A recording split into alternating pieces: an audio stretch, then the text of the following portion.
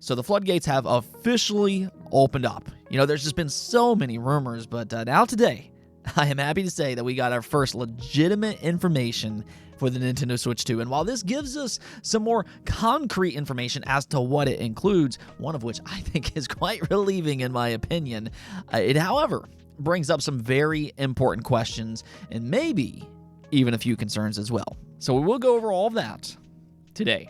Also, according to a verified former employee, Xbox is working on a massive remake that certainly has fans very, very excited. So yeah, we got a lot to get into today. If you're enjoying the video though, do hit that like button, helps the channel a ton.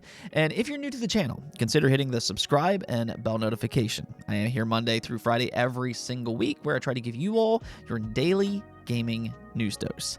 With that said, let's just go jump right into it, starting off with Assassin's Creed Mirage. This honestly might be the most excited that I've been for a new Assassin's Creed in years. I mean, I think it's a great franchise and everything, but I much preferred the original trilogy, and that's really the whole motto of Assassin's Creed Mirage. It's Ubisoft taking the franchise back to its roots, and apparently that also means less bloated. We did get an update on its completion time, and we can actually just take a look here where the lead producer said, given that we do a lot of playtesting internally at Ubisoft, it's part of our process. We really want to get as close as possible to the players. So we'll say that the latest play times we've received average at around 20 to 23 hours. That can go up to 25 to 30 hours for the completionist, and we'll say that those who will be rushing the game will be around 20 hours.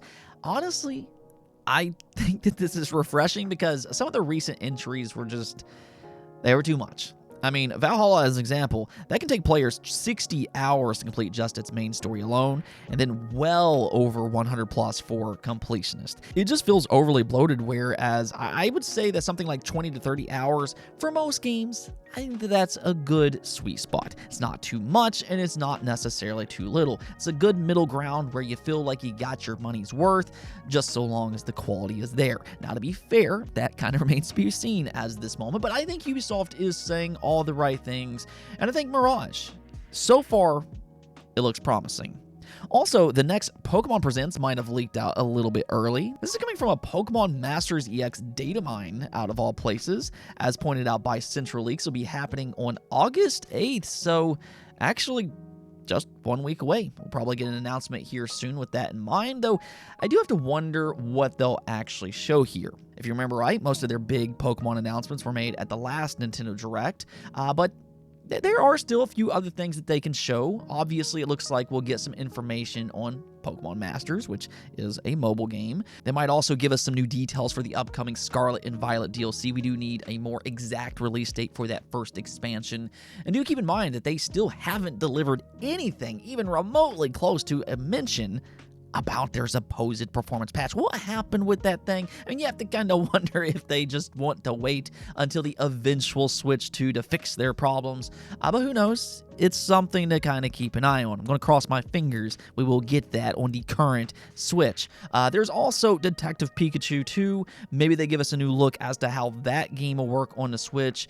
But outside of those, I would kind of temper my expectations if you're hoping for a huge unannounced game. Now, I understand that there's a lot of rumors regarding a black and white remake or possibly even a new Legends game set in the black and white Unova region, but I'm not really expecting those games to release anytime soon. I would be a little surprised. I mean, I could be wrong, but just as a rule of thumb, the way I like to come into these events is keep your expectations low. That way you're not disappointed. And if they do announce something big like those remakes or a Legends Kyrium game, then we can all just kind of come back and get pumped together. Either way, keep an eye on August 8th. That announcement probably should be rather imminent.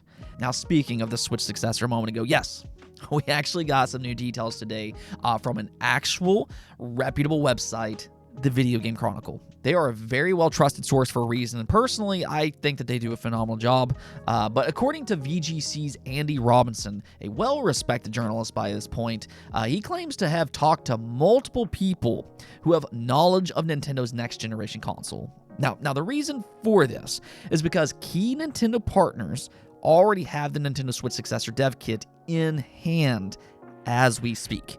So, I mean, this is happening like right now. this is probably only the beginning of the incoming Switch 2 leaks. They're going to come in hot and fast from this point now that they are in people's hands, or at least the dev kits. Again, subscribe because we will be here every step of the way, and just like the Activision Blizzard acquisition, we'll make this journey together. I'll try to give you all the latest every single chance I can get. What we've learned from this first leak, though, and we'll go over this one by one, it's claimed to be a second half of 2024 release. Now, this actually contradicts what we talked about last week. We did previously hear from two different manufacturers. They both mentioned interfiscal year ports, a possible early 2024 release, but I am a little bit more inclined to take this report by VGC a little bit more serious, just because it sounds like it's coming from developers who have knowledge about Nintendo's plans. And then also their reasoning does make sense. Apparently Nintendo is looking at a second half 2024 release because they want to make sure they have plenty of product on hand. That way there's no stock shortages. So honestly, that's actually pretty good news for consumers. I mean, sure, the extra weight, that kind of sucks. I'm not going to sugarcoat that.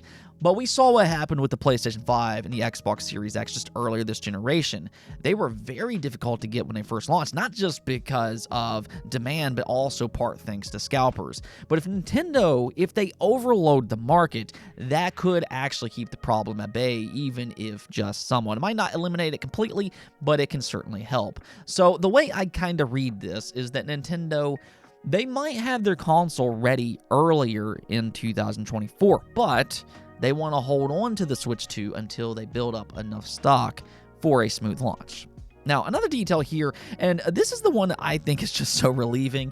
I've said this in countless videos in the past. Nintendo, they're a weird company, and it's hard to predict what they'll do. Just because something was successful doesn't mean that they're just going to repeat it again. They've always had this mindset to do something unique with their new consoles, a new gimmick more or less. And now that still might be the case, but we at least now do have information that the Switch successor will indeed have portable mode. That is really all I wanted in the first place. Make it more powerful than the Switch and give us handheld functionality. I think that if they do those two things, most fans are going to be pretty pleased, and that's why I think that this is absolutely fantastic news. Now again, it might still have a new gimmick, but if it does, we've yet to hear about it. Reportedly, the Switch successor also accepts physical media. This really isn't overly surprising, but I know that there has been a lot of discussion about digital being the future, so, it is still nice to hear at the very least. However, I'd say that this is kind of where some of the big questions starts to come in. Considering it accepts physical media, does that mean it will accept backwards compatibility as well, both digital and physical? And as of this moment, that's kind of unclear. In reality, it sounds like some developers or some publishers are actually pushing Nintendo to not include backwards compatibility. You can actually read here where it says Nintendo has said it wants to convert as many of Switch's 100 million plus user base as possible to its next system, although some third-party publishers are said to have expressed concern that legacy support for Switch games could negatively affect sales of next generation titles.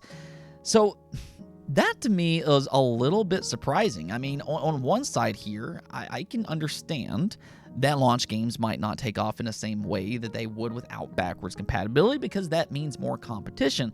But I also disagree with the sentiment in the sense that backwards compatibility, that also ensures old games continues to sell for an entirely new generation. They don't just die with the Switch. I mean, unless these publishers just want to remaster their old games for a quick buck, which, truthfully, might be what they want to do here. That would not surprise me at all. It's a business after all, and they want to maximize their opportunities in any way that they can. But still, the consumer-friendly thing here to do is to give it backwards compatibility. And if Nintendo truly wants to convert as many Switch players to this new console as possible, backwards compatibility would be a major boon. So even with this news here, I imagine that they're leaning on the side of backwards compatibility, but it's kind of a wait and see thing right now. The other concern here, though, and this is the one that's going to grab a lot of headlines, is that it sounds like Nintendo is going to launch with an LCD screen. to keep costs down as opposed to launching with an OLED. Now, for us OLED owners out there, that is very unfortunate if true, and it almost kind of feels like a step back after getting the Switch OLED and its beautiful, beautiful screen. But I also don't really think that this is the be-all, end-all. Sure, LCD isn't as good as an OLED. We all know this, but LCD screens do vary in quality. The problem with the Switch's LCD screen is it's not very good, and you can say the same thing when it comes to the Steam Deck. But if you look at something like the ROG Ally, as an example, that thing does have a good LCD screen, and it shows. It looks absolutely fantastic. So it really just kind of depends on the quality Nintendo goes with. Now, will they opt for a quality LCD screen? You know, that kind of remains to be seen. But right now, it's price versus having that OLED. And I've heard people kind of say not having an OLED will negatively impact the Switch successor. But I don't really think that that's true at all. On the contrary, having a lower price will likely entice more people. And that's why Nintendo is probably leaning in this direction. However, even with that in mind, what I'd like to see them do personally is launch with 2 different SKUs. You can have that LCD at a cheaper price, but then also give that OLED model to people who want to pay that premium. I mean, I would gladly pay an extra $50 for an OLED model. So I'm hoping they launch with 2 SKUs like we've seen from PlayStation this generation, like we've seen with Xbox this generation. I'm hoping Nintendo does the same thing, but I'm also doubting that they actually will. I have a feeling what they'll probably do here is just have an OLED model, probably be an upgrade later on, like we saw this generation. Now, that's just a guess, but there you go. These are our first details on a Switch 2. And I mean, yeah, there's some major questions right now. But with those dev kits out there, I'm sure that this is only just the beginning. The floodgates are officially open. And again, stay tuned for more. Okay, so we also got a big Xbox remake to talk about today, and I know everybody loves Elder Scrolls V Skyrim. It's one of the most beloved and one of the most played RPGs of all time. But here's the thing.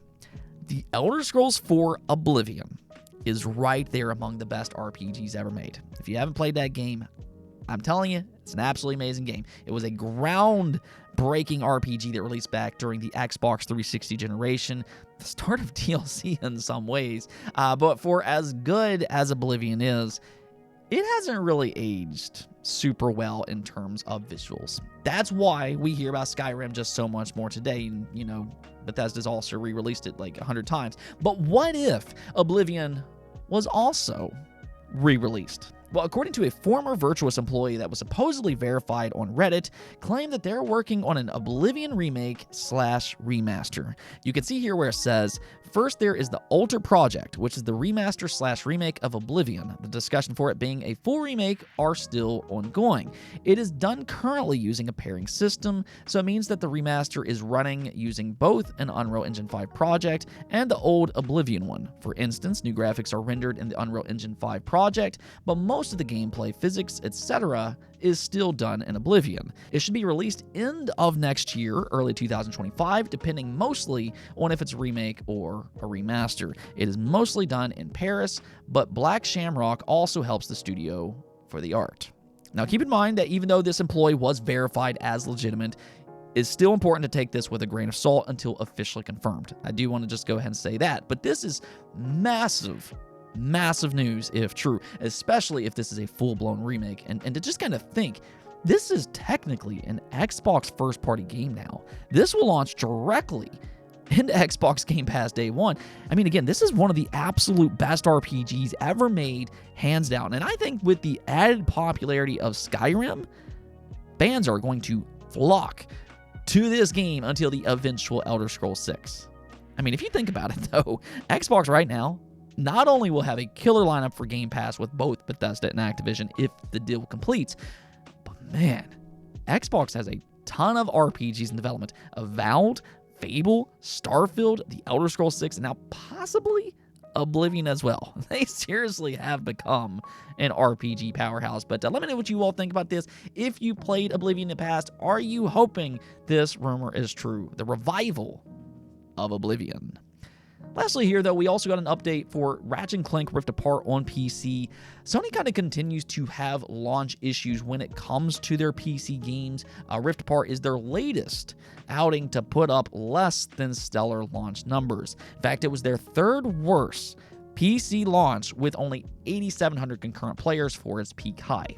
Now, honestly, I don't think that this is really overly surprising. Rift Apart, it is a good game, but it's also a very delayed port that still sits at $60. The asking price is quite high for a game that's been out for quite a long time, and plus, Sony needs to up their game when it comes to advertising their PC releases. That's something that they've really struggled with.